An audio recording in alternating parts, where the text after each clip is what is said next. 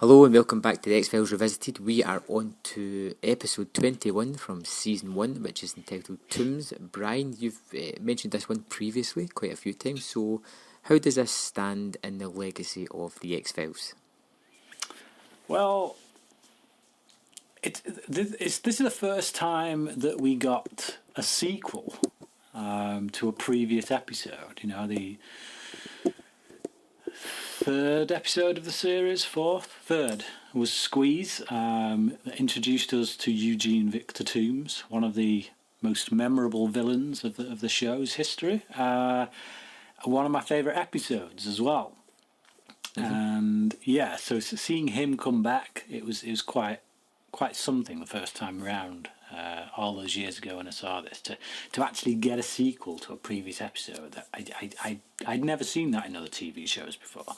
I know that they did do it. I remember some Star Trek episodes after the fact did do that, but yeah, so that was interesting. And I think people do like this one quite a lot. X-Files fans, hardcore fans, like this one a lot, myself included. However, gotta say, I was quite surprised actually by how much my opinion has changed this time around watching it. I don't hate this episode. You're not going to get a bad mark from this for this episode from me, but it's certainly not what I had anticipated. I mean, like, before watching this episode again for this review, I would have, if you'd have asked me, I'd have told you flat out, oh, this is another 5-star episode. Oh, how time can change things. So yeah, there you go. Yeah, I've got to say, I thought initially we were going to have a little bit of an issue here because this one had been mentioned a lot in the run up to it, and watching it I was like, I think I'm missing something. I definitely am, because for me, I'll spoil it right now, it wasn't a 5 out of 5. But we'll get to that later on, so we'll just jump straight into the episode, and it starts at a sanitarium at Druid Hill, which Druid Hill Sanitarium. Right off the bat, it's like, would you, if you had a family member with some mental problems, would you send them to a sanitarium called Druid Hill? Nope, I think this is the same sanitarium that is taking place in, is it one of the Halloweens, Brian? You'd be the best person to know this. That's exactly what I thought. When it came up and it said Druid Hill Sanitarium, literally like not 2 weeks ago, I watched and reviewed Halloween 6, The Curse of Michael Myers, in which, yeah, we get all that bunkum about druids and things, and I thought, oh no. So we have a nice tracking shot past all these doors with the names of the inmates inside it until we get to Eugene Victor Tooms, and we have this opening where we see these yellow eyes begin to appear as he eases up to the door. And he reaches his hand out of the door. We know what's coming here. He's reaching up for the lock. He's trying to stretch when all of a sudden at the end of the hall a door opens and a doctor and a sort of male nurse walk in. That's after he pulls a Martin Riggs and dislocates his shoulder. Yes. Yeah. And then the sort of doctor walks down to the room. He plays with you for a moment. You may think that he's not there, but as the doctor opens the door, he is in the room, and the doc tells him, as all doctors do, that the chances of him getting parole are definitely going to happen the next day. Yeah. So this is this kind of setup of the episode. So we've got, I think there's some nice shots, and they play a little bit by having the doctor ask for Eugene Tooms a couple of times to make you think that he's maybe escaped, but this is not the route they're going for. No. And I think it's... On you go, Brian. Sorry, yeah, I just... If this episode took place directly after Squeeze, like, you know, a day or two after, I would kind of get this scene. But because it actually takes place months after, you're kind of left asking the question, why is Tooms only now attempting to get out of his cell? Yeah. It doesn't make a right lot of sense. Other than reintroducing this character to us and showing us what he can do, it doesn't make a right lot of sense. But yeah, and Dr. Monty as well. We learn everything we need to know about him in his first lines of dialogue, because the reason he knows that Tooms is pretty much going to be let off is because he, quote, snuck a peek at their reports. So yeah, instantly you know what type of person this guy is. Now, I wasn't sure whether Tooms was actually trying to escape or whether it was just wishful thinking on his behalf, or a memory or an idea, because, like you said, he could have escaped months prior, but then he gets through one space and he's going to have to get through more and more and more and more. And this way, if he just sits still for a period of time, he's going to get released, because effectively, as we found out later on, the only thing he's in there for is attacking Scully. Yeah, but you got to remember that he is also working against a biological clock. He has this need, a biological need to gain the sustenance from these 5 livers, and then go into hibernation. So, yeah, there's a couple of times during this episode where he acts quite erratically. He acts in a way that makes me go, "Why would you do that?" But if you really wanted to explain them, then that erratic behaviour could be explained by this biological drive that he has, and he's running out of time. He seriously needs to get back into hibernation. But like I say, it still wouldn't explain why he would essentially choose to see if he can get out of his cell at this point. Or maybe it does. Maybe that does. Maybe it's the fact that he is running out of time that now he's decided. Maybe he has bided his time for all these months, but like I say, that biological clock is really ticking over, and he's just about to decide. He's just about to decide. Sod it, I'm out of here. When Dr. Monty comes and basically gives him a ray of hope, which is that, a couple more days, hang in there, and he decides, okay, I will. That's the way you could read it, I guess. So after that, we get the theme music, and then we go straight into the FBI headquarters, and we are introduced to Assistant Director Skinner and the smoking man who talk to Scully, and they seem to be looking for somewhere or something to blame about their cases, and just want to pretty much hinder Scully and Mulder, and it's pretty much just a sort of warning almost I got from this meeting. Yeah, it's so Scully's being pressured to do things by the book, but she says that doing so would decrease their rate of success. So you kind of feel like the sharks are circling, and they're wanting them to fail. Yeah, and it's made more evident by the fact that cigarette smoking man finally gets a bit more of a presence here. We saw him in the pilot. He very briefly popped up, almost unrecognisable in Young at Heart, and here he is again, but this time very much a presence in these scenes with Skinner, and we do eventually get some lines of dialogue from him. So yeah, he's starting to rear his head now as the show's main villain, although I don't think we quite, if you're new to the show, I don't think you quite feel that yet until season 2. But yeah, also just before this scene, there was that little moment in the cell with Dr. Monty when he says, "Keep your fingers crossed," and then Tooms crosses his fingers, and while that's a cute little moment, it's like, oh, ha, we get it, we can laugh at it.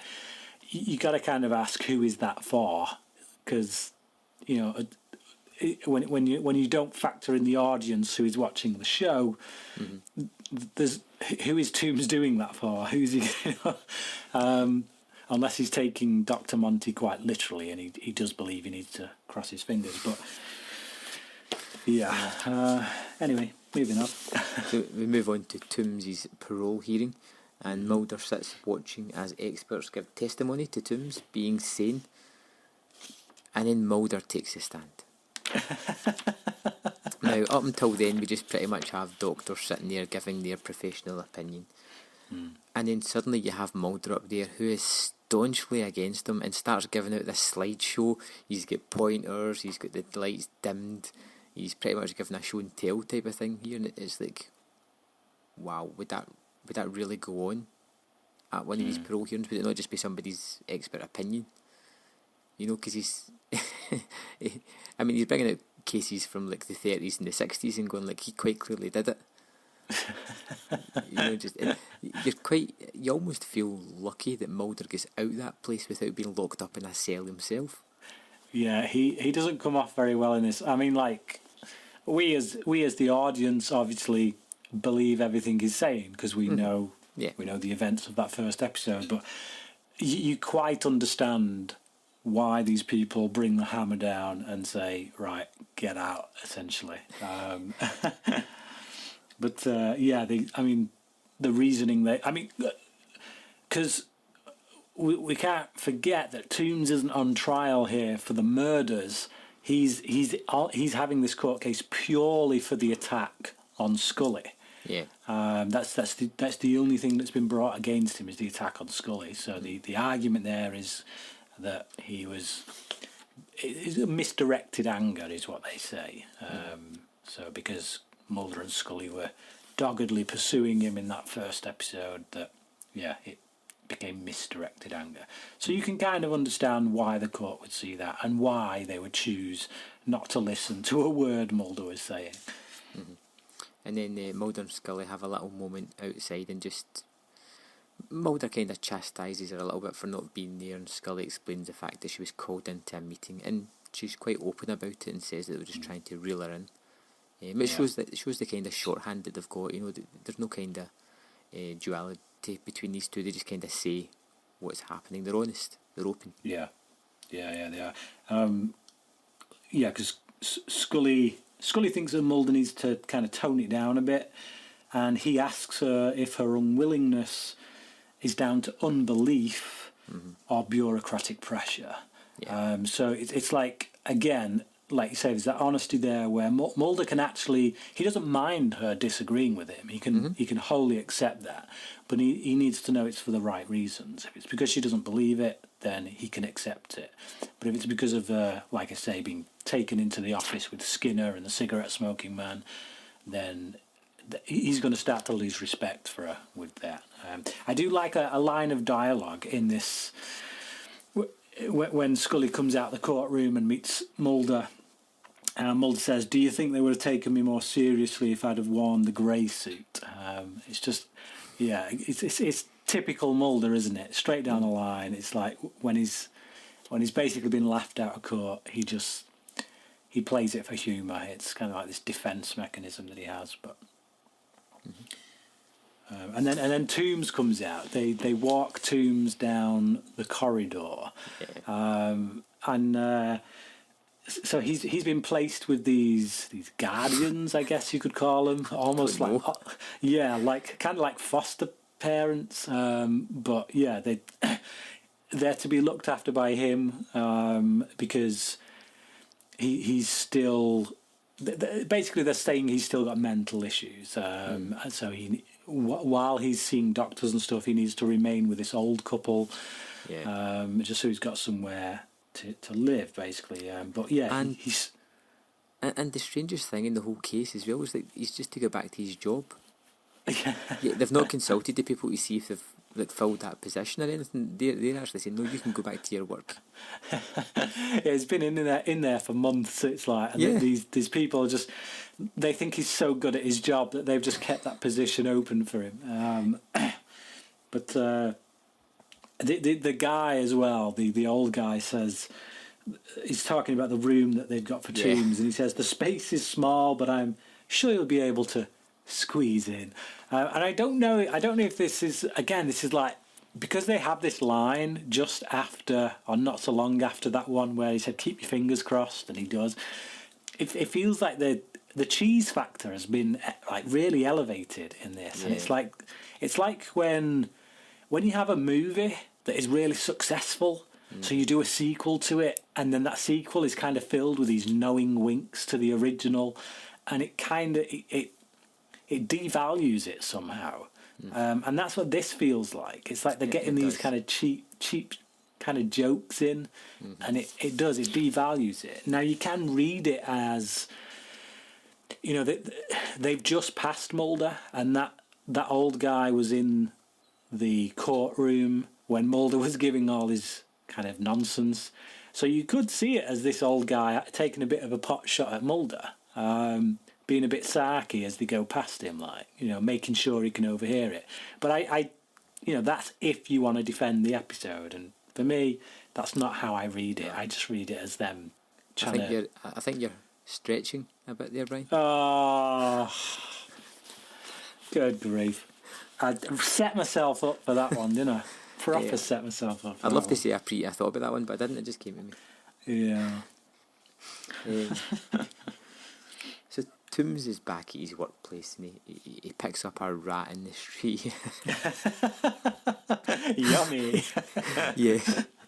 And he puts it in the back of the truck and then quickly licks his fingers at the delicacy, and you're like, why? I mean, sure, I mean, does he like the outside, the animals? Does he not like the inside, the humans? Oh, yeah. It's just a weird little... Let's see if we can make this guy creepier than he already is. Oh, yeah. It's kind of strange, isn't it? Because we're told about how he needs these livers as sustenance, but we're never kind of led to believe in the first episode that he supplements that with rat tail, rat juices and things. Yeah, it's like, and it's not like he's taken a piece of the rat, is it? He's just licking his fingers, so he's just getting all the sewage and all the crap that's basically been on the floor soaking into this dead rat. So yeah, again, like you say, it's played purely for creep factor, and it's like a lot in this episode. You're kind of left scratching your head thinking, why? I find myself a lot asking why during this episode. And then we have a terrific scene, or terrific in my opinion, and it's when Tooms starts to pinpoint on a victim. It's this woman, and the screen kind of goes monochrome with the exception of the lady who's wearing a purple jacket, I think it is, and it kind of focuses on her. She's the only thing in colour. Yeah. And I think it's just a really neat visual, just showing how he's like pinpointing down on his prey. Yeah, and it's a nice visual way of showing us this compulsion that he has. Like I say, it's not entirely out of choice. It's a biological thing. He needs the sustenance of those livers, and for whatever reason, you know, he doesn't pick his targets. His targets, in effect, pick him. Like, he zones in on this woman for whatever reason. I guess he's got some kind of radar that senses whether or not she's got a healthy liver or something. That's the way I read it anyway. So he zones in on her and goes towards her. So, I mean, that's one of those scenes where I think to myself, why would you? Why would you start going towards her now in broad daylight? What do you hope to do? You can't attack her there and then. But then again, like I say, he's running out of time, and maybe he's been kind of forced to do it in a way, biologically speaking. Yeah. I mean, you can see that he's obviously got the hunger and the desire when he starts just to zero everything else out and focus on the woman. I think you're right. You can see that into the movie. And then we get one of the wackiest lines that I've ever heard from Mulder, because he steps in the way of Tooms and he says, "Excuse me, can you help me find my dog? It's a Norwegian elk hound. He's called Heinrich. I use him to hunt moose." And it's like, you're just wondering what's going to come out of his mouth next, because each sentence gets more wackier than the last. And it's like, even for you, Mulder, this is some pretty wacky stuff. But yeah, I thought it was pretty funny. Obscure, even for Mulder. I think it's just designed to completely throw him off his track, disturb him, make him go, what the hell's going on, confuse him, which it all does, and scares him away. Yeah. And then we jump into the retirement home where we've got Detective Briggs back again, and you're like, man, he's still around. Jeez, oh. Yeah, and if you remember when we did the review of Squeeze, there was some debate as to just how old this guy was. Yeah. We weren't quite sure because, for whatever reason. But he confirms it in this episode. So he was around during those 1933 Powhatan Mill cases. Yeah. So assuming he was, I don't know, about 25 to 30 when he did those cases. 25 at the youngest, because he was like a sheriff. I can't imagine you'd get to be sheriff any younger than that. I don't know, I could be wrong, but let's assuming at the earliest he was 25. He investigated those original cases in 33, then in 63, and now in 93. So that's 85 years old. Yeah. So we're supposed to buy that this guy is 85 years old. This is what I had a problem with in Squeeze.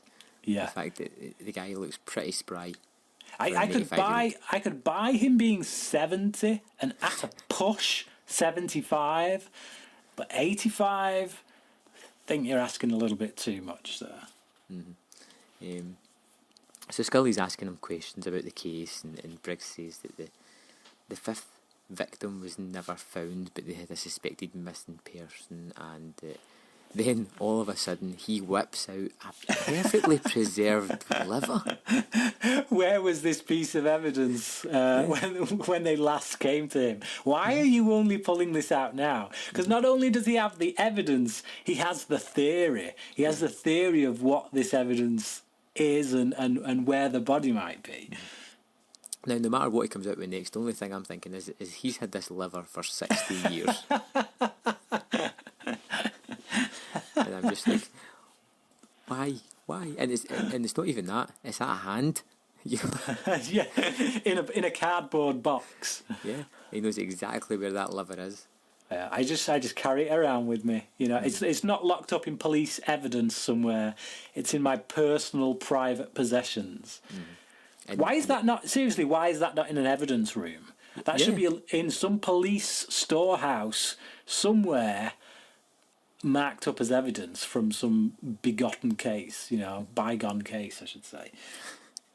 And then we jump to an almost other ludicrous scene where Briggs and Scully are in the mill as the guys are scanning the cement with the ultrasound.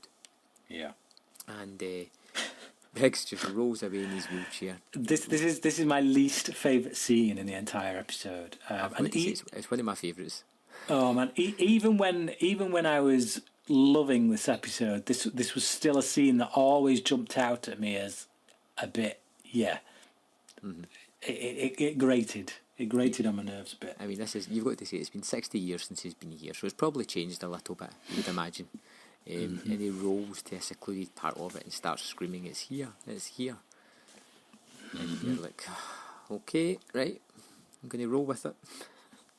Yeah, he's suddenly developed some kind of sixth sense. That's the way it comes across. Yeah. It's there's no reasoning behind it. He literally gets the feels.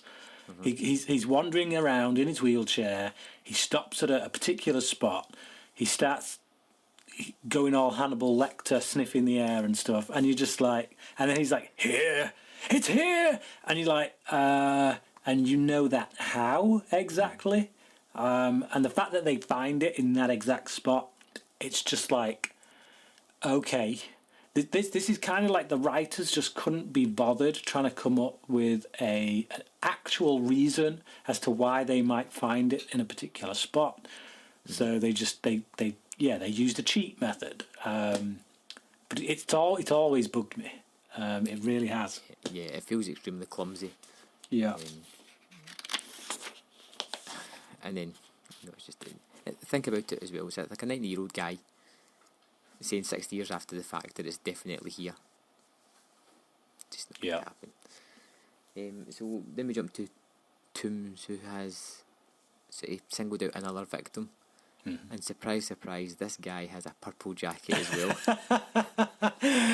If you weren't going to point it out, I was. Yeah. See, I here was me thinking that actually it's the livers. Somehow he knows the condition of the livers, and that's what he zones in on. But no, if you avoid the colour purple, you'll be all right. And this time he has restraint, whereas the last time he was feverish and focused on his prey and targeting. This time he has a little bit more calmness about him. Which is, maybe he's checking to see if Mulder's kind of hanging around. Yeah, it could be. And then we go back to the mill, and they find the skeleton remains in the cement. How deep? How deep is this body? I'm not even kidding. It's like literally about an inch. They've barely dug into the concrete. The guy literally drills for a couple of seconds, and then Scully starts brushing a bit away, and they found a finger already. And it's literally about an inch under the concrete. And here's a fun fact for you, Brian. A body buried in concrete wouldn't have deteriorated practically at all. The cement round about it would have encased it and kept it almost pristine. So skin, meat and everything? Yes. Yeah, because there's no air, is there? No. There's no air to decompose it, so... Don't ask how I know that. Yeah. Well, I mean, you might assume that maybe Tooms did something to the body, or maybe it's just one of these things. Maybe it poked a hole because it was so near the surface. It's just the whole scene there at the mill. It really just feels like they need to give us this information, and they want to get to it as fast as possible. And there just doesn't seem to be much effort put into making it believable. It's just this body. The fact that it's literally about an inch under this concrete. So then we jump back to Tooms following his victim, and he pulls up behind him, and then behind him is Mulder. It's almost like a comedy sketch with people pulling up behind his house. And Mulder, who is eagerly out to catch Tooms, is desperate to make sure that he doesn't get anywhere near this guy. He falls asleep in his car. Inside the house, we've got this guy who's doing some kind of business work, and his wife, who... Yeah. He looks well younger than it. I thought it was his daughter at first. Yeah. It's a bit of a weird one. But anyway, she goes to the bathroom, and there's this toilet gurgling with green water. I was thinking ghoulies. Yeah, same here. That's exactly what I was thinking. And then she whips out some strange device to unclog it, and then locks the toilet. Yeah, this is a thing. They have them in certain parts of America because of things coming up. I take it. Yeah, like rats. Yes. Rats coming up out of the sewers. Terrifying. Yeah, it's because of the way they designed the sewer systems. So they literally have these locks to prevent rats coming up, which is just disgusting. Yeah, absolutely. I think that's the most terrifying thing of the episode.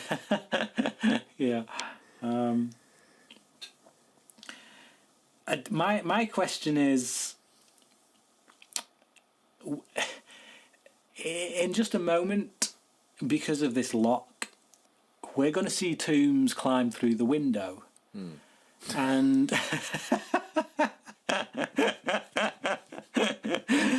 and we've seen in the previous episode with him in that his first port of call was the window or the chimney.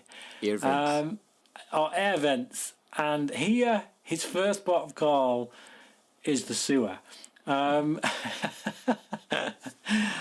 I understand that he's trying to avoid Mulder, but I'm sure, given his skills, he could have done it a bit better.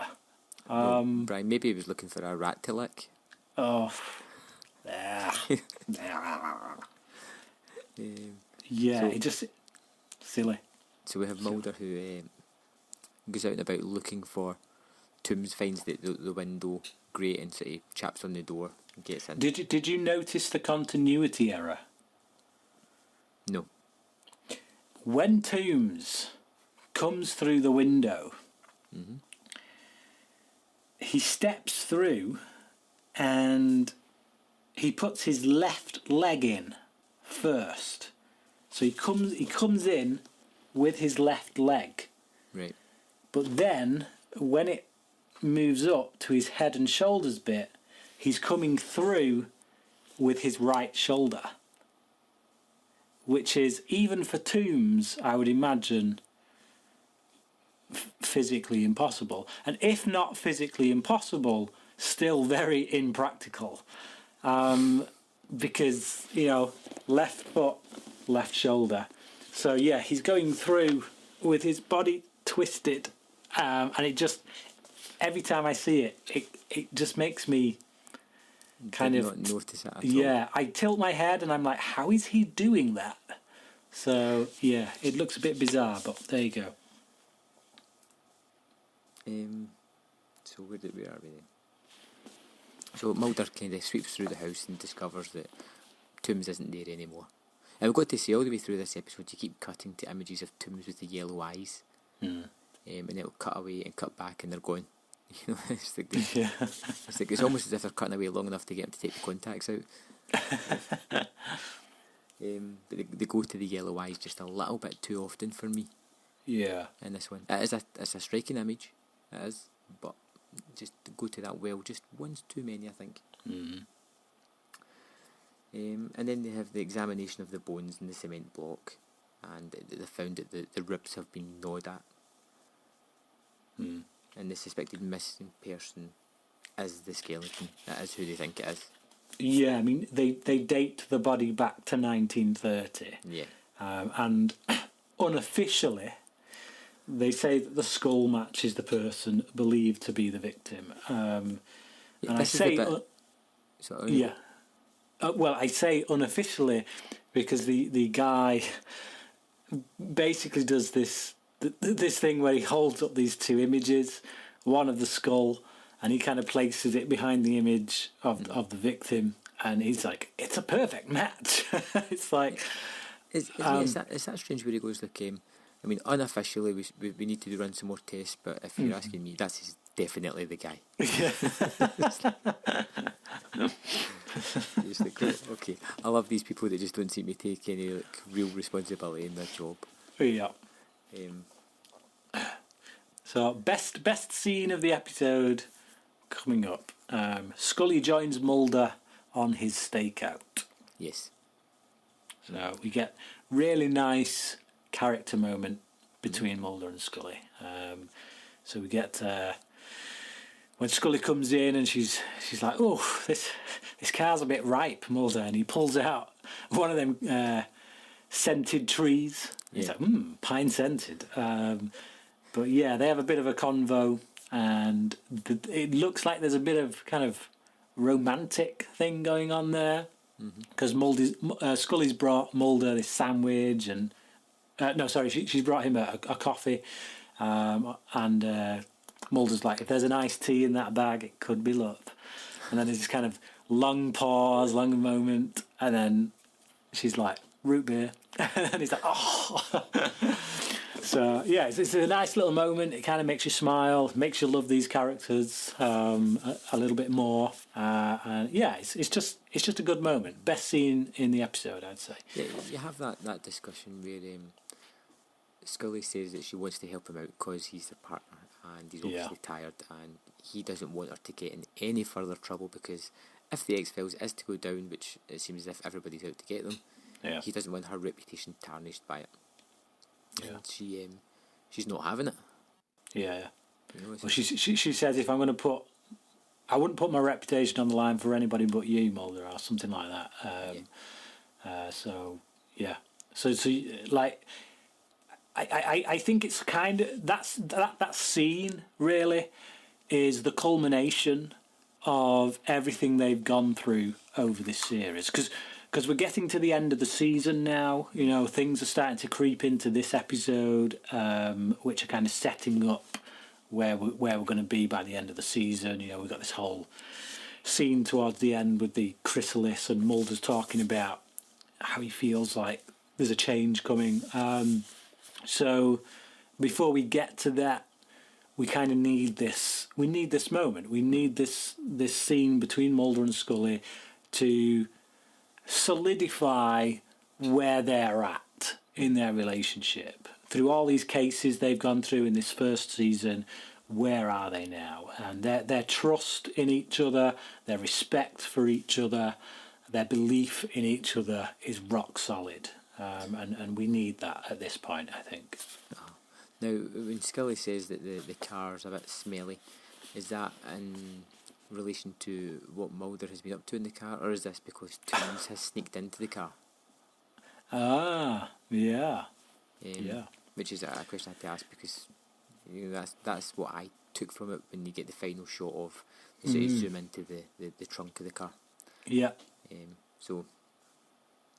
Yeah, I never actually picked up on that. I picked up on him getting into the car, but I didn't make the connection between her line of dialogue and that. But yeah, absolutely. So then we have Mulder at home, and he's sleeping through the original fly, and Tooms is unscrewing the vents and creeping in, and he watches over Mulder and scratches his face, and instantly I'm thinking, Dirty Harry. He's going to Dirty Harry him, set him up. Yep. And this is pretty much what he does do, because the next scene you have is in the sort of doctor's office, and Tooms he's been examined. He's obviously been in some kind of a beat down. He's got one of the cleanest footprints you'll ever see on a job. It's almost like he's kind of taken his shoe, put it in ink, and then like they do with fingerprints in police station, kind of pressed it up against his face, allowed the ink to soak in, and voila, boom. Exactly. And then, I mean, it seems to be that, and then one scrape down the face. Yeah. Which is going to be one of the weirdest fights you've ever had. But he does have some dislocated bones as well, so yes, he's done the old Martin Riggs trick again with his shoulder. And he whispers to the doctor that it was Mulder who's done this. Yeah. So in result of that, the police turn up at Mulder's house. Yeah. And they find the shoe that has the exact print that's on Timsy's cheek. The smoking gun. Exactly. Yeah. So then we have Skinner returning. Yeah, it's just interesting to note that before that as well, in fact before all of that scene, when we got Scully in the car on the stakeout, and she lifts the sandwich up and notices the bite mark in it, which kind of sets cogs turning in her head, and we'll come to that again in a bit. But yeah, Skinner questions Mulder. So yeah, he questions Mulder about the supposed attack on Tooms, and all the while, cigarette smoking man is watching. And then we have a moment where Scully just kind of throws herself on the sword and lies, outright lies, for Mulder. Yeah, backs him up big time. When they do that, Scully's kind of dismissed out of the room. She's no longer to be there. She's helping them, so they don't want her in the room. They want to have a quiet word with Mulder. And this is where they try to get a wee bit manipulative, and they lean on Mulder. They know they've got a sort of good relationship, and don't drag her down with you.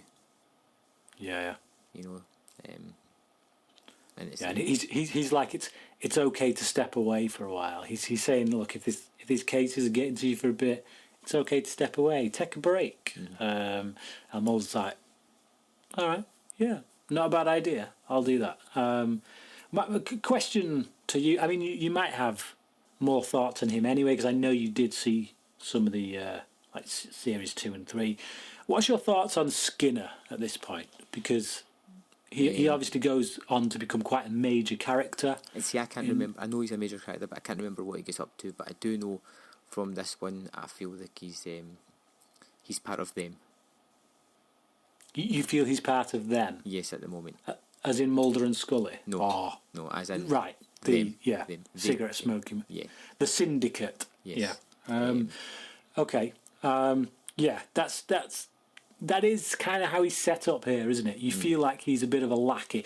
But I think going back and watching this, knowing what I know about him now, what I see here is someone who is just trying to please his superiors. He's trying to do his job the way he sees it. Mulder is kind of...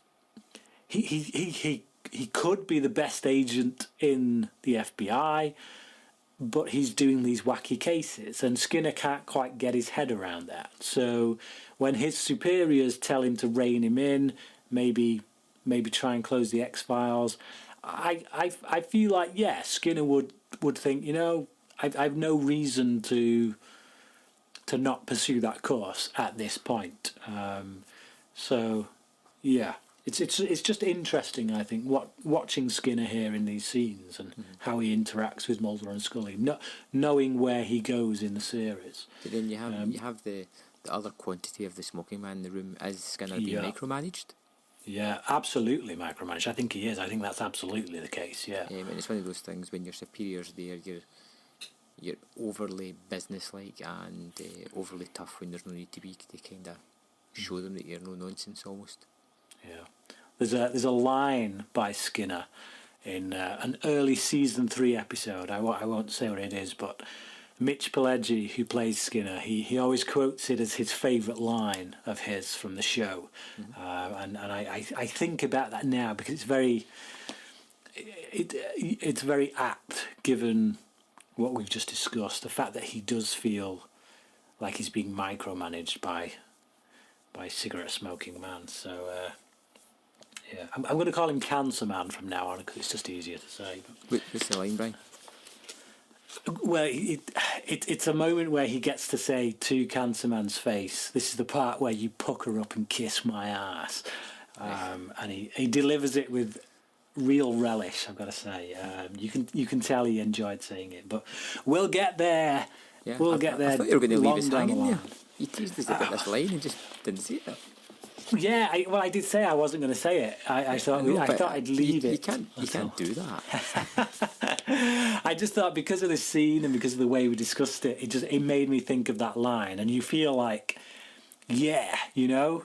Cigarette smoking man has been Skinner has been waiting a long time to say that to him. But like I say, we're not there yet. We've got a whole season to go before that. So I'm going to do that a lot, I think, through these reviews. I'm going to be thinking of stuff later down the line that's going to creep in. So I'll have to try and prevent myself from doing that, I think. But so we've got Scully looking at Tooms' dental records in the next scene to see if they match the gnawed bones. Yeah. So that's the sandwich, basically. The sandwich that she saw prompted her to think, hang about, teeth marks. We can get teeth marks and prove that it was Tooms who bit into this body. So yeah, and then we. Where are we? So they match Eugene Tooms' teeth. Tooms to the body. is back in the old folks' house, starting to rip up newspaper. Building his nest. He sure is.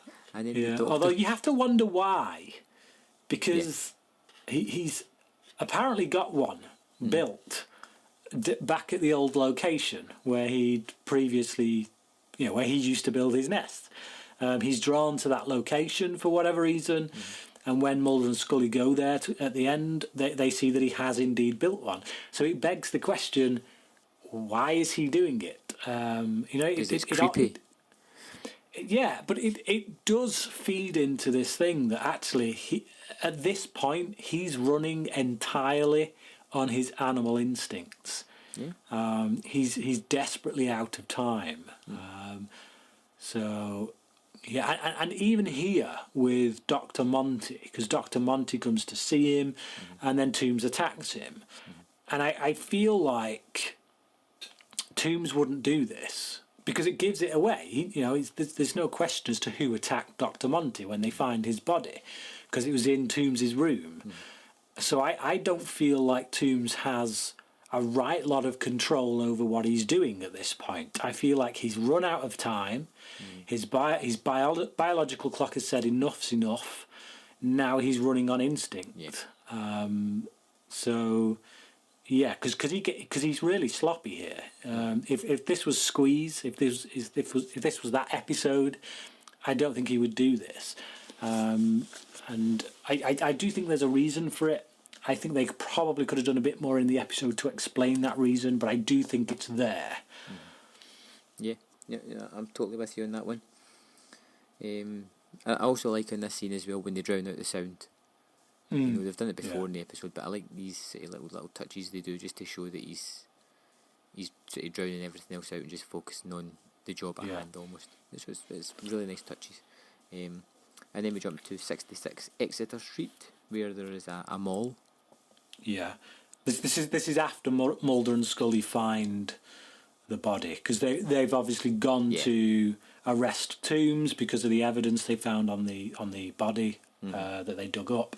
But when they get to Tooms' apartment, they find Dr. Monty's body, and they start trying to think, well, what would Tooms do? Where would he go? And the most obvious place would be his previous address, which was where he'd made his nest in the previous 60 years that they knew about him. So, yeah. They go to 66 Exeter Street, and his house is no longer there. It's been knocked down, and a new shopping mall has been built in its place. And they decide to look under the escalator, but there's only enough space for one. And Mulder goes down and says to Scully, "You can get the next mutant."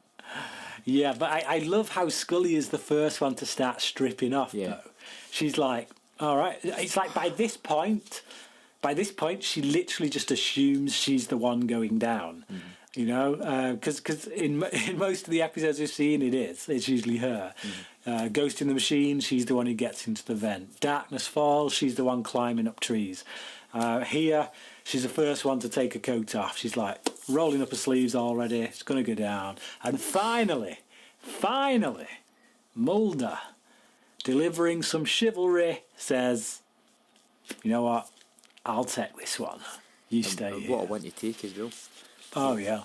He goes down, it's a tight space, he has to crawl all the way down here to find this disgusting looking cocoon. Bile. Yeah, it really is. When these hands just come out and attack him, these yellow ooze covered hands, and it's a little struggle arises, and Mulder has to quickly beat off Tooms and run away from him, or crawl away as fast as he can, until he gets to the hole, at which point he's just going to reach up but stop moving his legs. He seems to stop at this hole with Scully reaching down for him. Yeah. And I'm like, well, just stand up, man. Just stand up. Shape yourself. Yeah. And he's like, sort yourself out. But he actually just lies there until Tooms gets to him. And then eventually he gets out with the help of Scully, who drags him out pretty much. It's almost as if as soon as he sees Scully, he just shuts down. He's like, "Save me, Scully, save me." See, that's why they needed Scully to stay out, because they needed the strongest one up top to pull the other one out. So it makes sense now. But he does. He moves fine crawling along that corridor until he sees Scully, and then he just kind of goes limp and reaches out. But then he gets out. And they reach for the button for the escalator, and one of the most disappointing moments, I would say, in this episode for me, Tooms is dead, and I'm not really too sure how he died.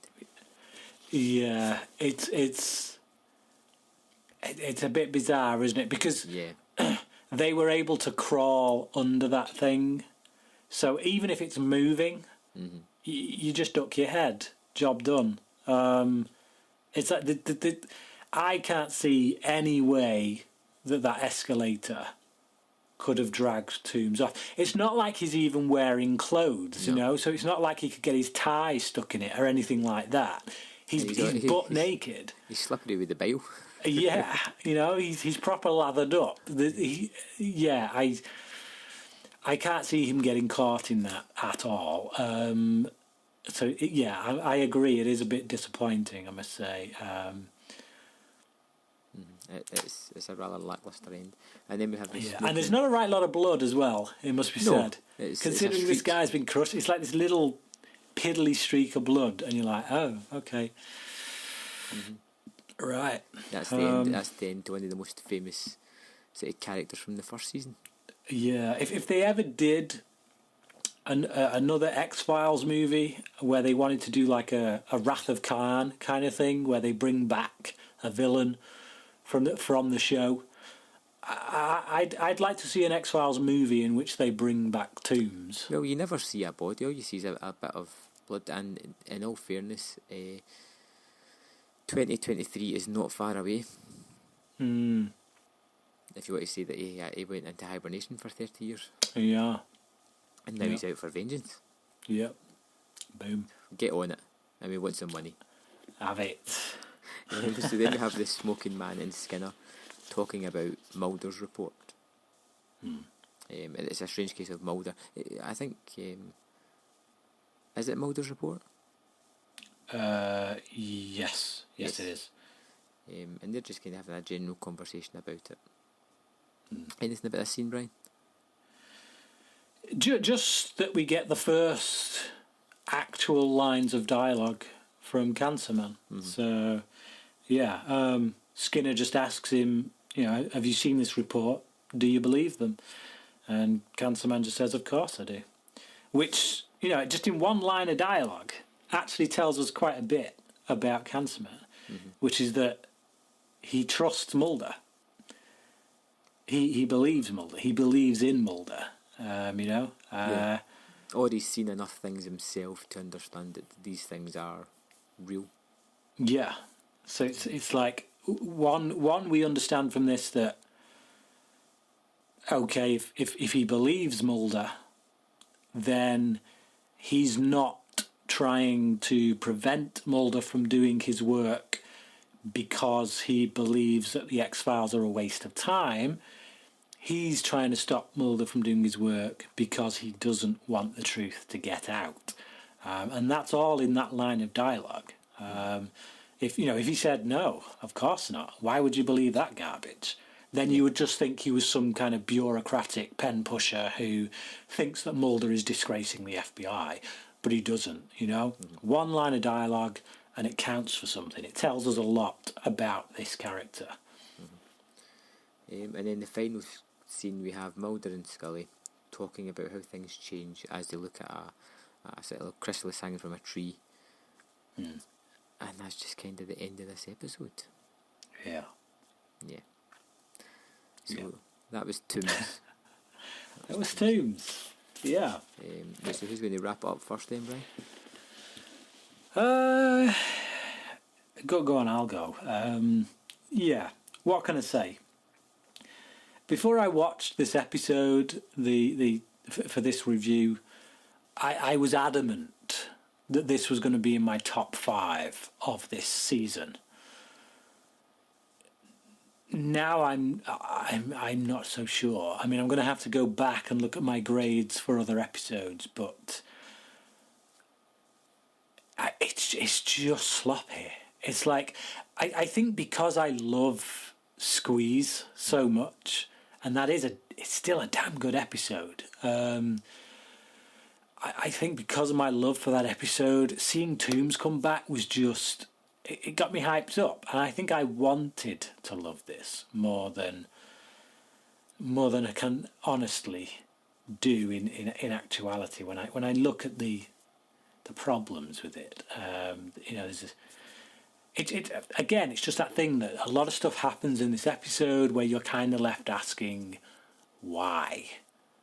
Why would that happen? Why would that character do that? Why would they? Yeah, it doesn't make sense. And then things like Briggs, when he just finds that body for, using his sixth sense, and it's just, it doesn't hold up as well after so many years. I still think it's a good episode because it's entertaining. I get entertainment from this. I like Tooms as a villain. He's a strong villain, a really good one. I like the scenes between Mulder and Scully. Well, particularly that one scene with them in the car. It's a really good scene, and it's quite a lengthy one as well. I like the fact that Skinner is introduced here. Skinner's a really great character. He's a fan favourite. I really like this guy. So seeing him introduced is good. I like the scene with him and Cigarette Smoking Man at the end. So yeah, it's got some pluses, but it's not classic. I think anyone who says that this is classic X-Files is really in denial now, going back and watching it again. So I'm going to give this... I'm going to give it a 3.5 out of 5. I do think it's a good episode. I think if they could have dropped some lines of dialogue in there in various places, they could have done themselves a lot of favours. I think if they'd have lost some of the lines of dialogue, such as the two gags at the beginning, they'd have done themselves a lot of favours. And it kind of prevents it from getting into classic territory. So yeah, 3.5 out of 5 from me. Quite a lot of what you say there's true for myself as well. I like the fact that they introduced the Smoking Man and Skinner. It feels like they're really starting to sort of flesh out the world a little bit more and put faces to some of the conspiracy people. And I know that kind of builds into later on, though I can't really remember how. But this episode, other than that, I liked some of the audio and visual cues, especially when Tooms is singling out his prey. I liked the fact that it would fade to black and white but have the victim in colour, or all the sound would drop out. I like these kind of cues. But then it also has touches that I'm not overly keen on, with the yellow contact lenses. I think it's a great visual image, but I think they just use it far too much in this episode, and it kind of loses its power because they overly use it. Yeah. But all in, I generally enjoy this episode. I mean, it moves along fairly quickly. There are some silly moments to it, but then there's episodes with sillier moments. And overall, I gave it 3 out of 5. Yeah. Okay. So, our next episode that we'll be doing next week will be Born Again. Yeah. Is this a famous one? I don't think it's a particularly famous one. I think, from memory, the episode struggles because it feels very similar, very familiar, I should say, to an episode we've already had this season, which was Shadows. Right, okay. And yeah, like whenever I think of Born Again, when somebody says Born Again, the episode of the first season, I kind of get a bit hazy on it, and I'm like, just remind me again which one that is. And when they start to describe it, I instantly think Shadows. Oh, that's Shadows, isn't it? I don't know, hang about Born Again. So yeah, some very, very similar aspects to the two episodes. But yeah, I mean, I don't think it's a bad episode. I think it'll be quite a decent episode, but I think it just suffers from coming a bit too soon after that other episode. So there we have it. Next episode will be Born Again. Thanks for listening to the X-Files Revisited, and as always, you'll find our social media links in the comment box below. So thanks for listening, and we'll see you next time on the X-Files Revisited.